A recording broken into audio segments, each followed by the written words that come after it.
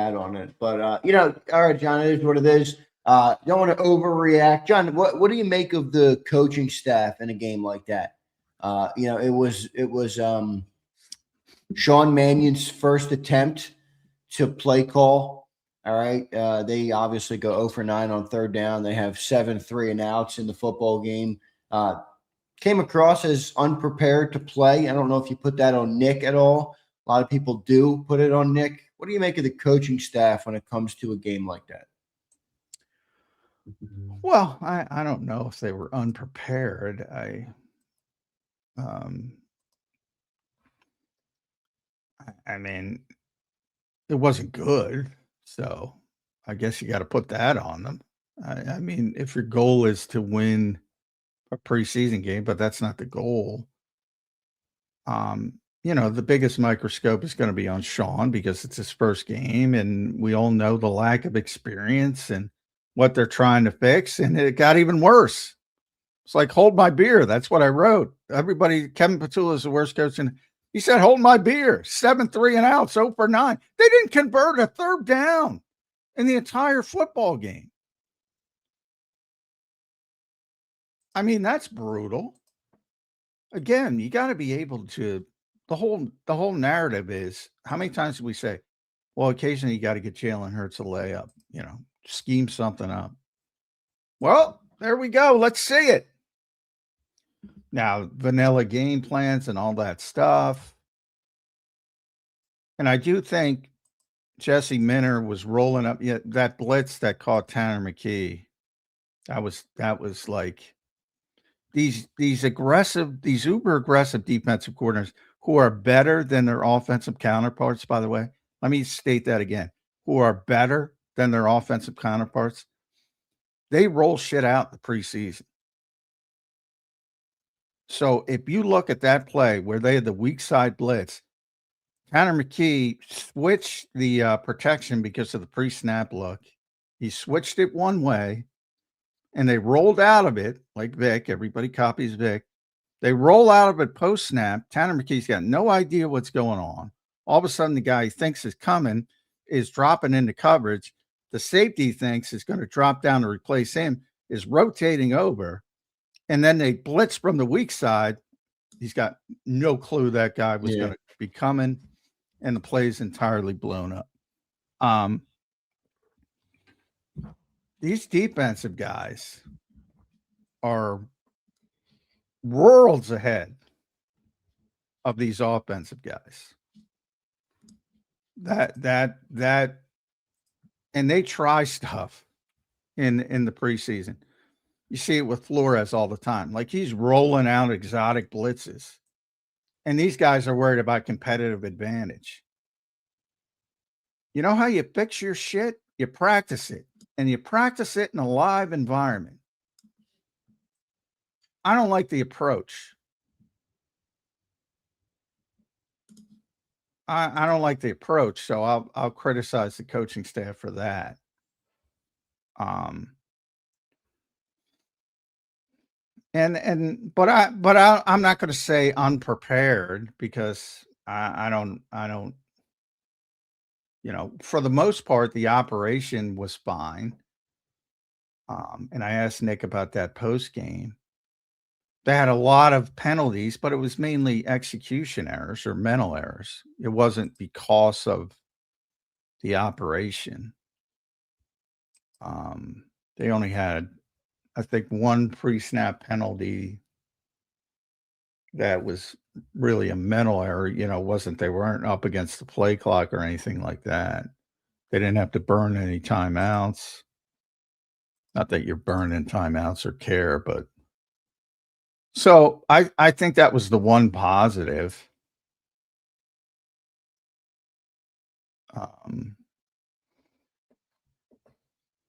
But and then to my point, but Jesse Minter's out there trying to get better, and they aren't. I hate to put it like that, but we can't show anything. Well, then you're probably going to struggle early in the season. I mean, he's out there trying to improve things. Why don't you guys try to improve things? I don't know. It's a novel approach, if you ask me. But Warren Sharp, that's another thing. Warren Sharp, who's the great stat guy at Sharp Football, if you want to follow him. He's been following along, and I have to check this out. I don't have it. I don't know if you saw the under center numbers, versus gun or pistol. I haven't seen it yet, but I'll try to find it. But already, so there are so many teams going the same direction. So the Dolphins went from 68% to 32%. Shotgun. So these are the shotgun pistol numbers dropping 60 to 32. And that makes sense. 2 is not there anymore. The Commanders went from 85% to 50. The Falcons went from 78 to 46. The Cardinals went from 61 to 28. They have Jeremiah Love, and they got him hurt. So that's why you don't play in the preseason. Chargers went from 65 to 42. That's a bit of a surprise because Mike McDaniel's out there, but maybe that was just an anomaly. Bengals went from 75 to 54. The Raiders 56 to 36. Texans 57 to 40. Broncos 63 to 48. Everybody's doing the same goddamn thing. Does that not bother anybody? Like, you're just along for the ride. Especially because we won a Super Bowl being different. Yeah. I don't know. That's what bothers me most about it.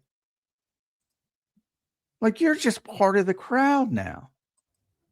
And what are the odds you're going to do it better than Sean McVay? You see Ty Simpson in the opener there? He looked good. What are the odds you're going to do better than he is? Or Kyle Shanahan? I don't think Kyle has the talent right now, but you get my point. That's so my criticism of the coaching staff is more of, holistic, I guess. It's more about the approach. It's more about the mindset, which I don't like. Even Sean Mannion, and you told me this after the game, and I evidently came from Ross, our buddy Ross Tucker. Yeah. He's doing the preseason games. He plans to coach from the box in Foxborough. Like, how do you fucking not know what you want to do? So to me, he's never done it. That's how. Well, okay. Is that a problem then? He's never done it? It is. I'm just telling you, that would be my answer. Now, any way you look at it, you run into a problem. Yes, that's correct. It's like a freaking, the road is closed, like, and you're trying to, and you're trying to go around, and everywhere you go is closed.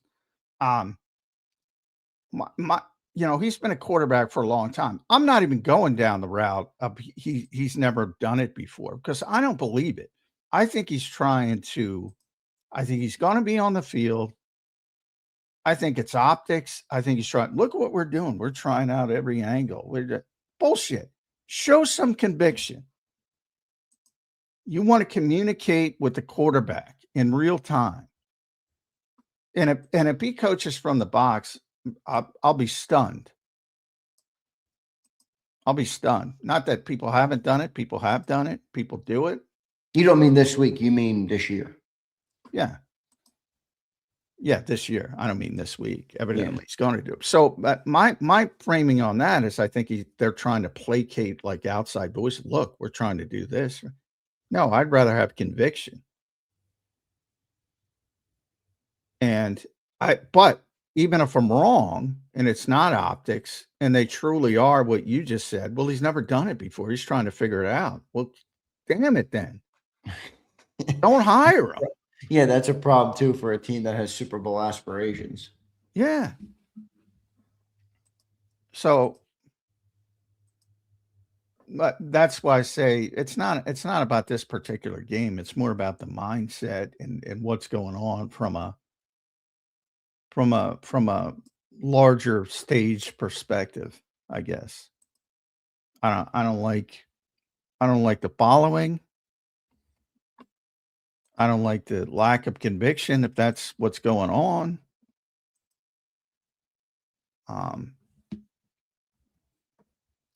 And I don't like the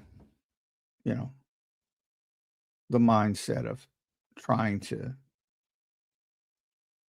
get the Xerox copy instead of the original, which they have on defense, but they don't have on offense. Yeah, well, fair enough. All right, we got a super chat here. We'll get to that. We'll talk a little bit about this week. New England, A.J. Brown will be a storyline. We'll